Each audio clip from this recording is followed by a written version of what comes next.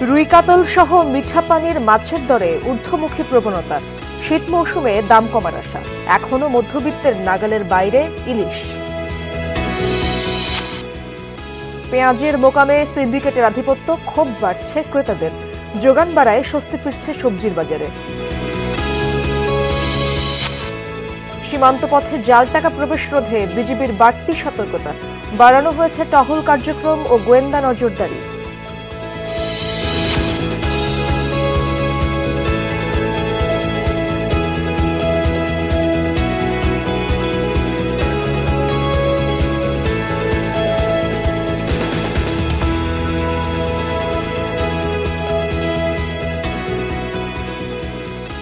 দর্শক, এতক্ষণ শিরোনামগুলো দেখছিলেন। পুরো সময় জুড়ে আপনাদের সাথে থাকবো আমি ইশরাত জাহান। এবার বিস্তারিত খবর জানাবো। নদ নদীতে জেলেরা অবিরাম জাল ফেলে চললেও এখনো রাজধানীতে বাজারে কমেনি মাছের দাম। মিঠা পানির সব ধরনের মাছের দরই কিছুটা বাড়তি বলছেন ক্রেতারা। আর ইলিশের দাম তো নিম্ন মধ্যবিত্তের নাগালের বাইরেই। বিক্রেতারা বলছেন শীত চলে আসলেই মাছ ধরা পড়বে বেশি, তখন দামও কমে যাবে। একই চিত্র হাওর অঞ্চলেও। তবে উপকূলে মাছের সরবরাহ ভালো। আরও জানাচ্ছেন সহকর্মীরা। শীতকালে নদ নদীর পানি প্রবাহ কিছুটা স্থির থাকায় মাছগুলো গভীরে চলে যায়। এ সময় তাই ধরাও পড়ে কম আর দামও কিছুটা বেড়ে যায়। রাজধানীর মাছ বাজারে এর প্রভাব খুবই স্পষ্ট, কেননা এখনও মিঠা পানির মাছের দাম কমেনি। ক্রেতারা বলছেন রুই কাতল কিনতে তাদের গুনতে হচ্ছে কেজি প্রতি 350 থেকে 500 টাকা পর্যন্ত। আর বড় সাইজের ইলিশ কিনতে 2400 থেকে 2700 টাকা পর্যন্ত খরচ হয়ে যাচ্ছে। ছোট মাছের দামও চড়া, তাই ছুটির দিনও সীমিত আয়ের মানুষের ভরসা চাষের কই তেলাপিয়াতেই। মাছের একটু দাম বেশি, সবই কিনছি, খাওয়ার প্রয়োজনে সব কিনতে হয়। বাজারে অনেকই মাছ আছে, সব মাছের দামই একটু বেশিই মনে হচ্ছে। বিক্রেতারা বলছেন নদ নদীর পানি কিছুটা কমে আসলে জেলেদের জালে অনেক বেশি মাছ ধরা পড়বে, দামও কিছুটা কমে আসবে আপনাতেই। মাছের সরবরাহ মনে করেন আর 15 দিন গেলে প্রচুর মাছ পাওয়া যায়। বড় ইলিশ কেজি বর্তমান 2500-2600 টাকা কেজি, আর ছোট জাটকা আছে 3-4 কেজি, এটি বিকতে আছে 800-700 এটা। হাওর অঞ্চলের মাছের খবর জানতে আমরা যাচ্ছি সিলেটে সহকর্মী নাবিল হোসেনের কাছে। দর্শক, আমরা এই মুহূর্তে আছি সিলেটের সবচাইতে বড় যে মাছের যে খুচরা বাজার, সেই লাল বাজারে। এবং বিক্রেতাদের যে দাবি সেটি হচ্ছে যে শীতের শুরুতে যে পরিমাণ মাছের যোগান তারা পান, এবার ঠিক সেই পরিমাণ মাছের যোগান তাদের আসছে না। মাছ খানি গেলে মোটামুটি মাছ কাজ করবো, এখন তো মাছ কম পাইলাম আমরা, বুঝছেন, মাছের দাম বেশি। শীতের শুরুতে মাছের দাম যেরকম একটু কম থাকার কথা সেটি কিন্তু নেই। বিশেষ করে বড় মাছের পাশাপাশি ছোট মাছের দামও কিন্তু আগের তুলনায় বেড়েছে বলে ক্রেতাদের অভিযোগ। ইলিশের কেজি 2500, 2000, তেমলা খেয়ে খাইতো, কিলা খাইতো মানুষে। মাছের যোগান কম। এই যে মৌসুমে তো এই যে বাইরের মাছগুলো আসে, হাওরের মাছ আসে, ওগুলো আসতেছে না, কম আসতেছে এখনো। উপকূলের মাছের বাজারের খবর নিতে একরামুল ইসলামের কাছে। আমি রয়েছি সাতক্ষীরা শহরের সুলতানপুর মাছ বাজারে। বাজার ঘুরে আমরা দেখছি দেশীয় প্রজাতির সব ধরনের মাছের আকার এবং প্রকার ভেদে দাম কমেছে। মাছের দাম অনেক কমেছে, আগের ছাড়া অনেক কমেছে, বেচাকেনা কম, মাছ আমদানি বেশি হচ্ছে। বর্তমানে মাছের ঘের থেকে চাষিরা মাছ ধরছেন, ফলে বাজারে সরবরাহ বেড়েছে। ক্রেতাদের দাবি দাম কমেনি। যে মাছ আপনার 500 টাকা করে, সেই মাছগুলো চাচ্ছে আপনার 600 টাকা করে। এই ছিল সাতক্ষীরার মাছ বাজারের সবশেষ পরিস্থিতি। পেঁয়াজের বাজারে সিন্ডিকেটের আধিপত্য বেড়েছে। 2 সপ্তাহ ধরে দামের ঊর্ধ্বমুখী প্রবণতায় বেকায়দায় পড়েছেন ক্রেতারা। ডালের মোকামে অস্থিরতা দেখা দিয়েছে। সপ্তাহের ব্যবধানে মসুর ডালের কেজি প্রতি দাম বেড়েছে 25 টাকা। এদিকে শীতের সবজির যোগান বাড়ায় স্বস্তি ফিরতে শুরু করেছে। দোকানিরা বলছেন চলতি মাসেই আরও 1 দফা দাম কমবে। হঠাৎ করেই অস্থির পেঁয়াজের বাজার, সরবরাহে নেই ঘাটতি, মজুদ পরিস্থিতিও সন্তোষজনক। তারপরও পণ্যটির দাম অস্বাভাবিক বেড়েছে। মাত্র 4 থেকে 5 দিনের ব্যবধানে 1 কেজিতে দাম বেড়েছে মানভেদে 30 থেকে 40 টাকা পর্যন্ত। মাত্র 1 সপ্তাহ আগে 1 কেজি পেঁয়াজ পাওয়া যেত 75 থেকে 80 টাকা। আজকের বাজারে দাম হাঁকা হচ্ছে 110 থেকে 120 টাকা। পেঁয়াজের এমন চড়া দামে ক্ষুব্ধ সাধারণ ক্রেতারা। নির্বাচন নিয়ে ব্যস্ত, সবাই তো যার যার দান্দায় ব্যস্ত, বুঝলেন না? এই বাজারের দিকে খেয়াল নাই কেউ। আমি কয়দিন আগেও কিনছি 80 টাকা 75 টাকা কেজি, অনেক জিজ্ঞাসা করলাম 110 টাকা কেজি। হঠাৎ করে যদি কেজিতে 30 টাকা বাইরে জায়গাতে আমরা চলুন কেমনে? 3 দিন মানে মাঝে একদিন গেছে, আজকেই 40 টাকা বেড়ে গেছে কেজিতে। তাহলে কোথায় যাবো আমরা, তাই বলেন?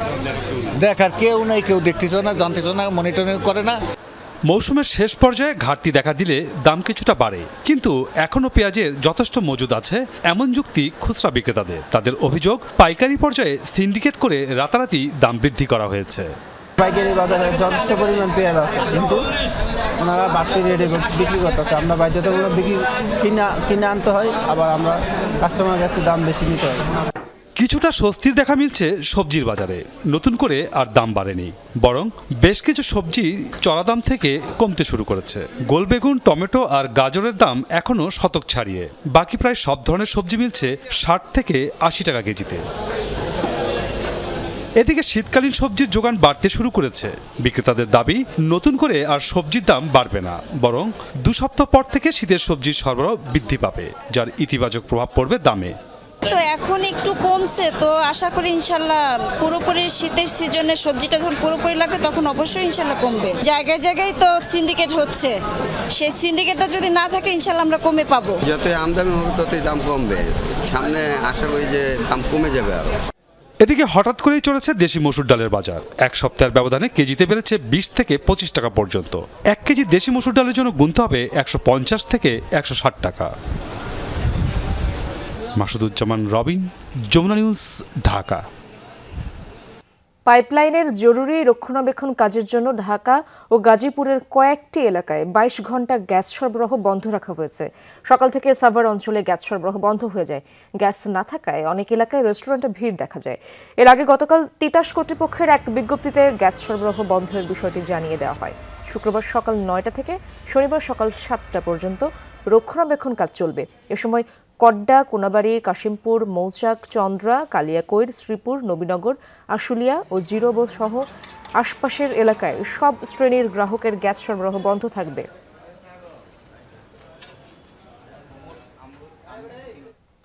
সীমান্ত দিয়ে ভারত থেকে জাল টাকা প্রবেশ প্রতিরোধে দিনাজপুরের হিলি সীমান্তে বাড়তি সতর্কতামূলক ব্যবস্থা নিয়েছে বিজিবি। বাড়তি সদস্য মোতায়েনের পাশাপাশি টহল ও গোয়েন্দা নজরদারি বাড়ানো হয়েছে। জয়পুরহাট 20 বিজিবি ব্যাটালিয়নের অধিনায়ক লেফটেন্যান্ট কর্নেল লতিফুর বারী জানান, সীমান্ত দিয়ে জাল টাকা প্রবেশের বিষয়টি নজরে আসার পর সতর্কতামূলক ব্যবস্থা নেওয়া হয়েছে। কোনোভাবেই কেউ যেন জাল টাকা নিয়ে দেশে প্রবেশ করতে না পারে, সেজন্য পোস্টগুলোর সাথে সংশ্লিষ্টদের সতর্ক থাকতে বলা হয়েছে। জাল টাকা নিয়ে বৃহস্পতিবার অনুসন্ধানী প্রতিবেদন প্রকাশ করে যমুনা টেলিভিশন।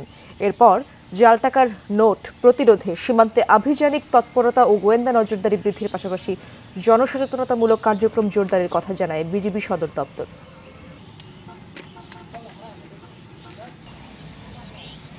আমরা আজকে একটা প্রতিবেদন টিভিতে দেখেছি এবং এটা দেখার পর দেখলাম যে এরকম হচ্ছে। আমরা অবশ্যই এটা বিষয়ে যতটুকু আমাদের প্রতিবেদন নেওয়ার কথা আমরা করব, এই বিষয়ে আমরা আর সতর্ক থাকবো। যদি আমাদের কোনো পোস্টে বা কোনো জায়গা দিয়ে জাল টাকা আসা যাওয়া করে বা কেউ যদি যাত্রী হিসেবে নেওয়ার চেষ্টা করেন বা যাওয়া আসা করেন, আমরা এটা প্রতিরোধ করবো ইনশাল্লাহ।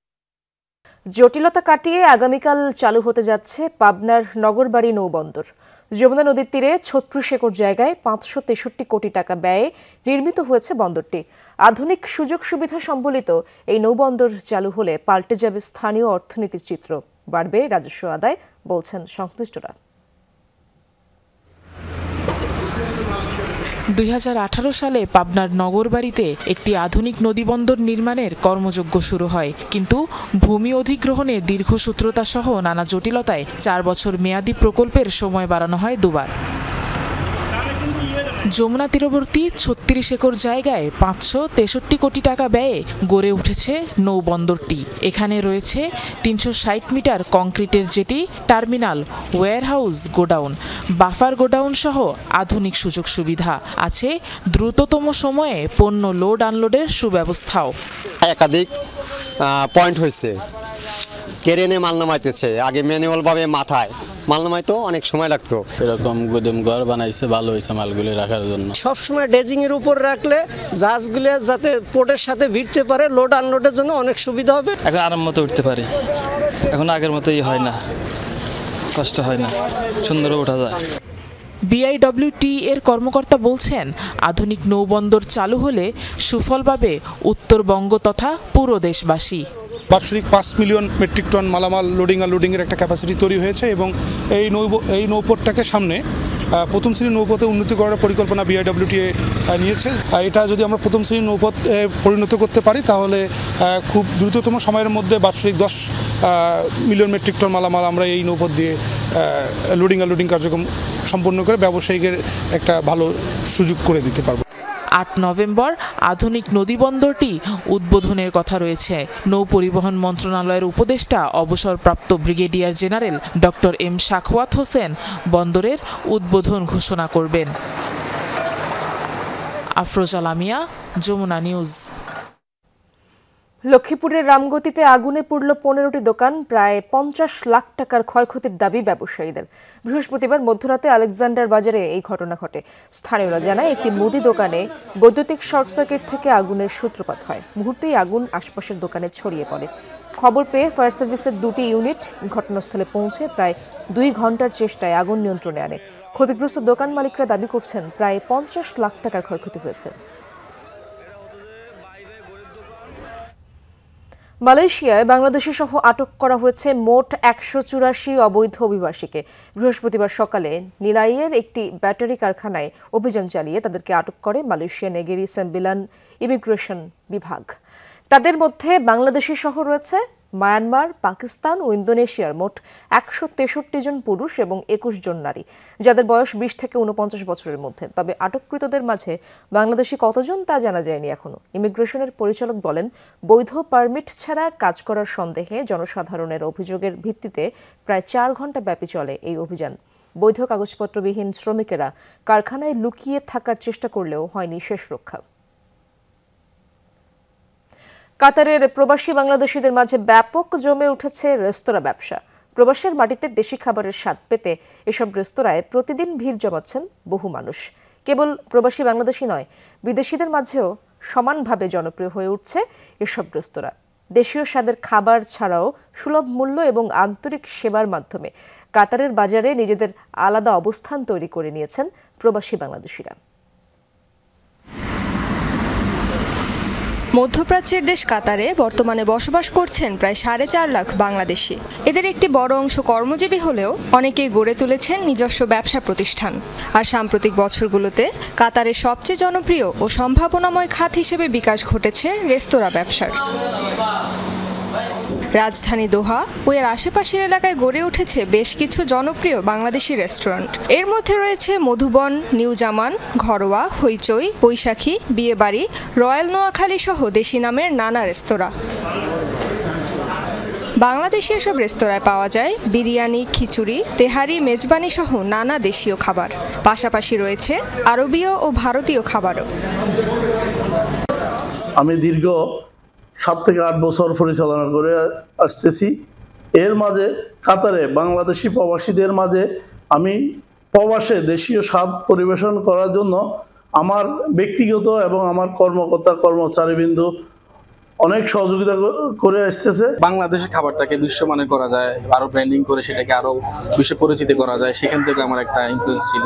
যে সবকিছু মিলায় আমার হসপিটালিটি ব্যবসা, পাশাপাশি আমাদের দেশের খাবারটাকে বিশ্ব পরিচিতি করানো, আর হচ্ছে আমার অভিজ্ঞতা থেকে আমার এই ইনফ্লুয়েন্সটা আসছে। প্রবাসে ঘরোয়া খাবারের স্বাদ পেতে নিয়মিত এসব রেস্তোরাঁয় ভিড় জমান বাংলাদেশিরা। এসব দোকানে তুলনামূলক কম মূল্যে মানসম্মত খাবার পাওয়ায় খুশি তারা। বাংলাদেশি ভাইদের অত্যন্ত সুন্দর সুন্দর রেস্টুরেন্ট হয়েছে, ভালো উন্নত মানের রেস্টুরেন্ট হয়েছে, যে এগুলা খাবার মান অত্যন্ত ভালো।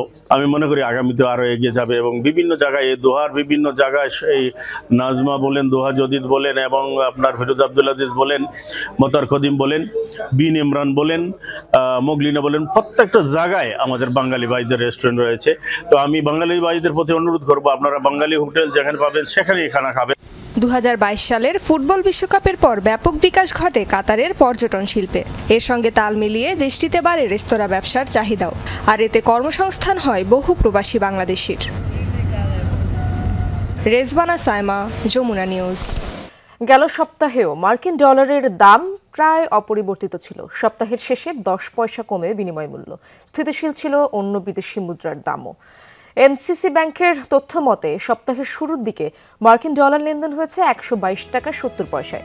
তবে বুধবার 10 পয়সা দাম কমে হয়েছিল 122 টাকা 60 পয়সা। এদিকে রবিবার পাউন্ড লেনদেন হয় সর্বোচ্চ 163 টাকা 77 পয়সায়। সর্বনিম্ন দর ছিল বুধবার 162 টাকা 2 পয়সা। রবিবার ইউরো সর্বোচ্চ লেনদেন হয়েছে 143 টাকা 68 পয়সা দরে। সর্বনিম্ন দর ছিল বুধবার 142 টাকা 96 পয়সা। তবে পরিবর্তন ছিল অস্ট্রেলিয়ান ডলারের বিনিময় মূল্যে। সোমবার সর্বোচ্চ দর ছিল 80 টাকা 38 পয়সা। 79 টাকা 60 পয়সা সর্বনিম্ন ছিল মুদ্রাটি। আর সপ্তাহ জুড়েই 29 টাকার মধ্যেই লেনদেন হয়েছে মালয়েশিয়ান রিঙ্গিতের দরে। প্রায় অপরিবর্তিত ছিল সিঙ্গাপুর ডলারের দর। রবিবার সর্বোচ্চ 96 টাকা 79 পয়সায় হাত বদল হয় মুদ্রাটি।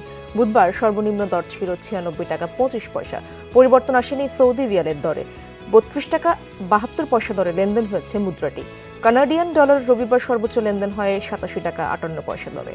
সর্বনিম্ন দর ছিল বুধবার 86 টাকা 88 পয়সা। আর ভারতীয় রুপির জন্য গুনতে হয়েছে সর্বোচ্চ 1 টাকা 39 পয়সা। পুঁজিবাজারে ঝুঁকি ব্যবস্থাপনা, তদারকি ও স্বচ্ছতা আরও জোরদার করতে নতুন বিধিমালা জারি করেছে বিএসইসি। এটি ইকুইটি সিকিউরিটিজে মার্জিন অপারেশনের জন্য প্রযোজ্য হবে। স্টক ব্রোকার, মার্কেট ব্যাংকার ও পোর্টফোলিও ম্যানেজারদের অধীনে থাকা মার্জিন ঋণ কার্যক্রমে এর প্রভাব পড়বে। মার্জিন রুলস 1999 রহিত করে বাংলাদেশের securities and exchange commission margin repeal rules 2025 জারি করেছে। গতকাল এ সংক্রান্ত গেজেট প্রকাশ হয়েছে। নতুন এই বিধিমালা 30 অক্টোবর অনুমোদন দেয় বিএসইসি। গেজেটে স্পষ্টভাবে উল্লেখ করা হয়েছে মার্জিন রুলস 1999 এর অধীনে এরই মধ্যে গৃহীত বা সম্পন্নকৃত যে কোনো পদক্ষেপ বা আইনি কার্যক্রম নতুন বিধিমালা কার্যকর হলেও বলবৎ থাকবে। এসব কার্যক্রম পূর্ববর্তী বিধির অধীনে সম্পন্ন হবে এবং বৈধ গণ্য হবে। নতুন বিধি কার্যকর হওয়ার আগে চলমান মামলা বা প্রসিকিউশন মার্জিন রুলস 1999 অনুযায়ী নিষ্পত্তি করা যাবে। মার্কিন সুপ্রিম কোর্টে প্রেসিডেন্ট ডোনাল্ড ট্রাম্পের আরোপিত ব্যাপক শুল্ক নীতির বৈধতা নিয়ে তীব্র প্রশ্নের মুখে পড়ল হোয়াইট হাউস। বুধবার অধিকাংশ বিচারপতি ট্রাম্প প্রশাসনের শুল্ক আরোপের যুক্তি নিয়ে সন্দেহ প্রকাশ করেন। তাদের মধ্যে ছিলেন বেশ কয়েকজন রক্ষণশীল বিচারপতিও। তবে মার্কিন প্রশাসনের দাবি যুক্তরাষ্ট্র উৎপাদন খাত পুনরুজ্জীবিত করতে ও বাণিজ্য ঘাটতি কমাতেই আরোপ করা হয়েছে এসব শুল্ক। তবে একাধিক ক্ষুদ্র ব্যবসা প্রতিষ্ঠান ও কয়েকটি অঙ্গরাজ্য বিরোধিতা করে এই পদক্ষেপের। তাদের অভিযোগ, প্রেসিডেন্ট তার সাংবিধানিক ক্ষমতার সীমা অতিক্রম করে আরোপ করেছেন কার্যত করের সমান এই শুল্ক। শুনানির পর ফক্স নিউজকে ট্রাম্প বলেন, এই মামলায় প্রশাসন পরাজিত হলে তা হবে দেশের জন্য ধ্বংসাত্মক। এটিকে মার্কিন ইতিহাসের সবচেয়ে গুরুত্বপূর্ণ মামলাগুলোর একটি হিসেবেও দেখছেন তিনি। দর্শক, এই ছিল বিজনেস টুডের এখনকার আয়োজনে। এতক্ষণ যারা সঙ্গে ছিলেন সবাইকে ধন্যবাদ।